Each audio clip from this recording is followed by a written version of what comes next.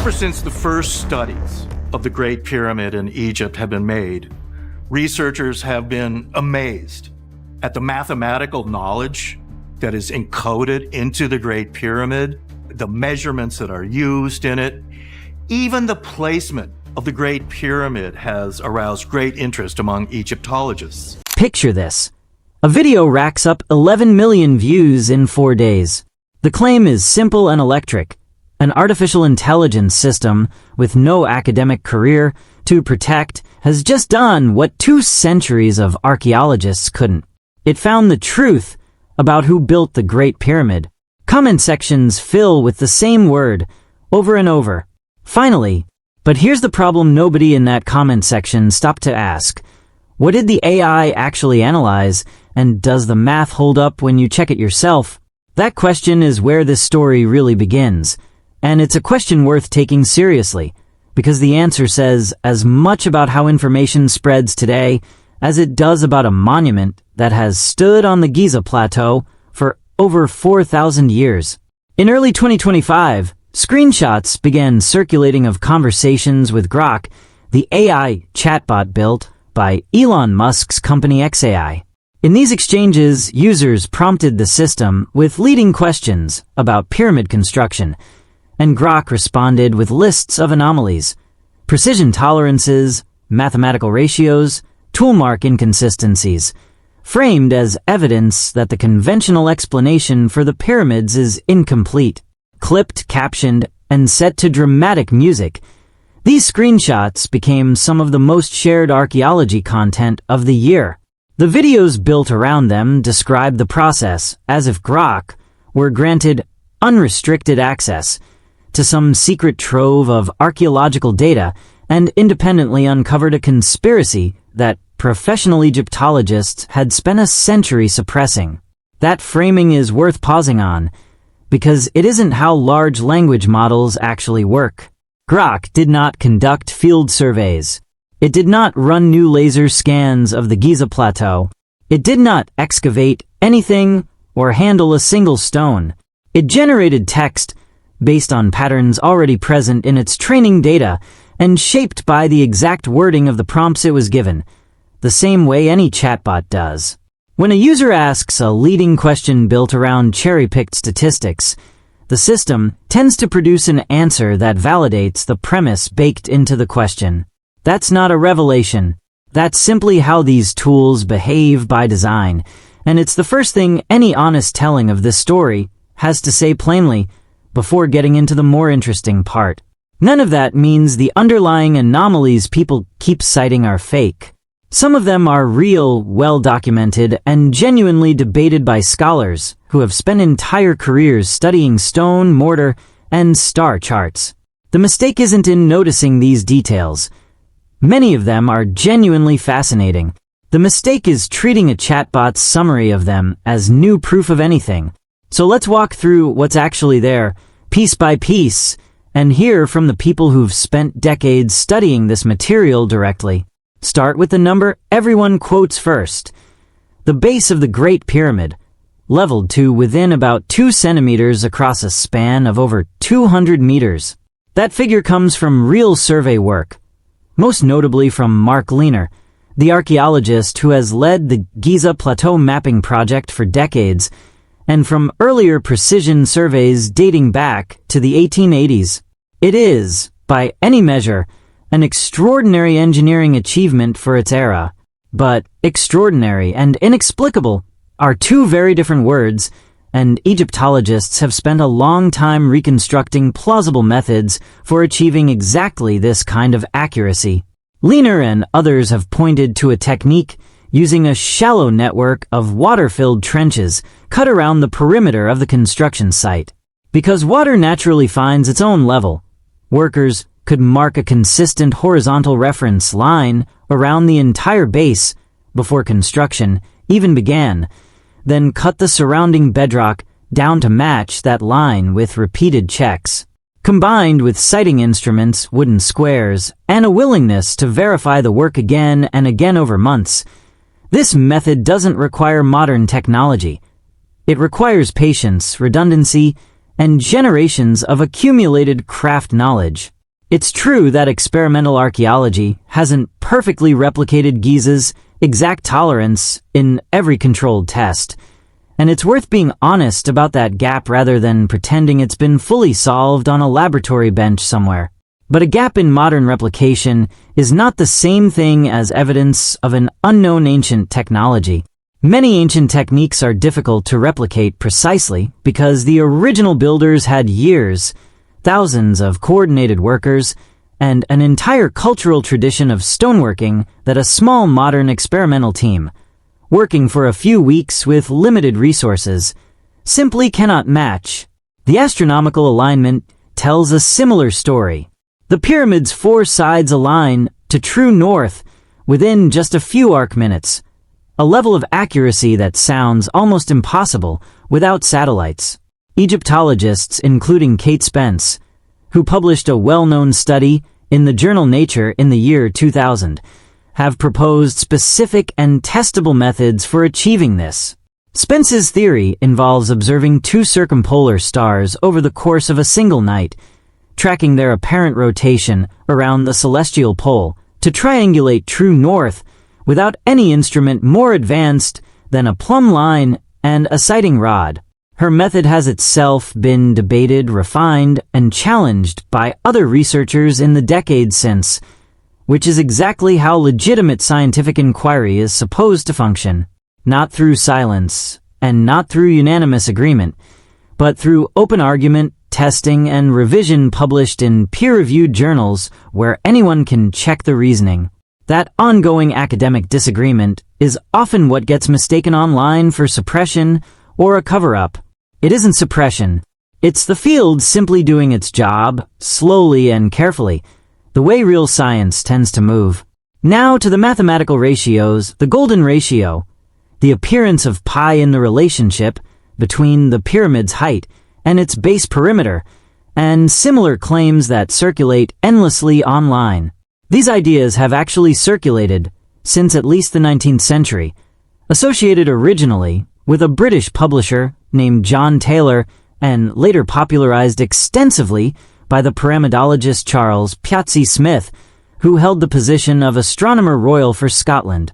Professional Egyptologists, including Flinders Petrie himself, the very man whose meticulous survey work is often cited today as supporting these theories, pushed back hard against this kind of numerology even in his own lifetime. Petrie's detailed 1883 survey, published as The Pyramids and Temples of Gizeh, is frequently misused to support claims that Petrie explicitly rejected in his own writing. His actual, stated position was that many of these so-called constants emerge naturally from simple, practical ancient construction choices, using a fixed unit of measure for a square base, combined with a specific slope angle chosen for structural, symbolic, or aesthetic reasons, without the builders needing any abstract concept of pi or phi at all.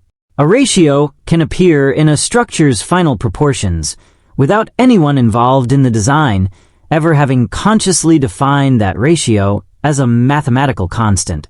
That distinction matters enormously, and it's the one detail that gets lost every single time a viral video presents the numbers match, as though matching numbers automatically require intentional advanced mathematics to produce them. Then there's the granite, and this is genuinely where the story becomes more strange, more contested, and more worth taking seriously. The object known as the Petrie core, a cylindrical granite sample bearing a distinctive helical groove, was first documented by Flinders Petrie in the 1880s. It has been re-examined by multiple researchers since, including the mechanical engineer Christopher Dunn, who has argued in his published writing that the drilling characteristics visible on the core suggest tools operating at pressures and rotational speeds well beyond what is typically attributed to Old Kingdom Egypt. This is a real physical object, a real documented observation, and a genuine point of disagreement among people who take the evidence seriously. It's worth saying clearly, Dunn is not simply a fringe figure inventing claims out of nothing. but his interpretation remains a minority position within the field, and most Egyptologists, along with several independent experimental archaeologists who have run their own drilling tests, argue that copper tubes, combined with quartz and abrasive, under sustained and consistent rotational pressure applied over long periods, can plausibly account for the drilling marks observed, without requiring exotic or anachronistic technology. The debate here is real, ongoing, and genuinely unresolved in the sense that qualified, reasonable people continue to disagree about it. That is meaningfully different from saying, modern science has no explanation at all. It means there are competing, testable explanations on the table, and the matter simply hasn't been closed definitively in either direction. The Sphinx weathering question deserves that same honest, careful treatment. Robert Schoch, a geologist at Boston University, presented an analysis at the Geological Society of America's annual meeting back in 1991, arguing that the vertical erosion patterns visible on the body of the Sphinx and its surrounding enclosure walls are more consistent with prolonged rainfall exposure than with the horizontal wind and sand erosion typical of the last several thousand years of the region's climate. If accurate, this would potentially push the monument's true origin back thousands of years earlier than the conventional dynastic timeline allows. This is Schoch's real, formally published position, and it did generate serious geological discussion at the time and afterward.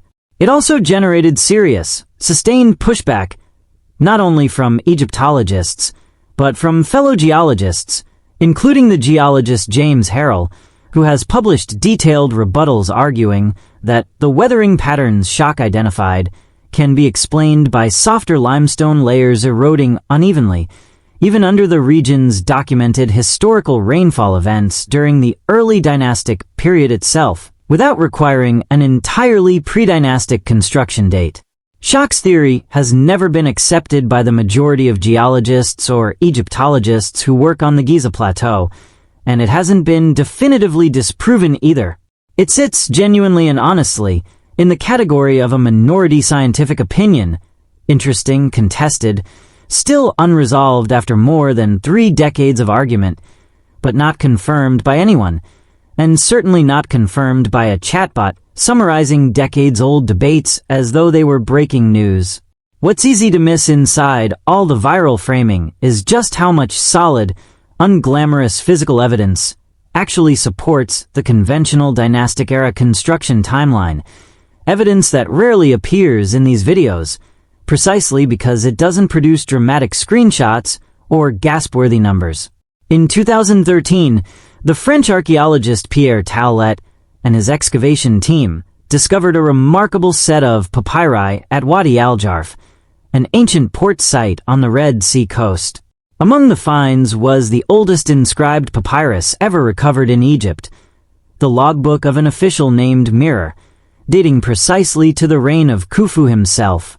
In it, Mirror describes, in granular and thoroughly mundane administrative detail, the transportation of limestone blocks by boat from the quarries at Tura to the construction site at Giza.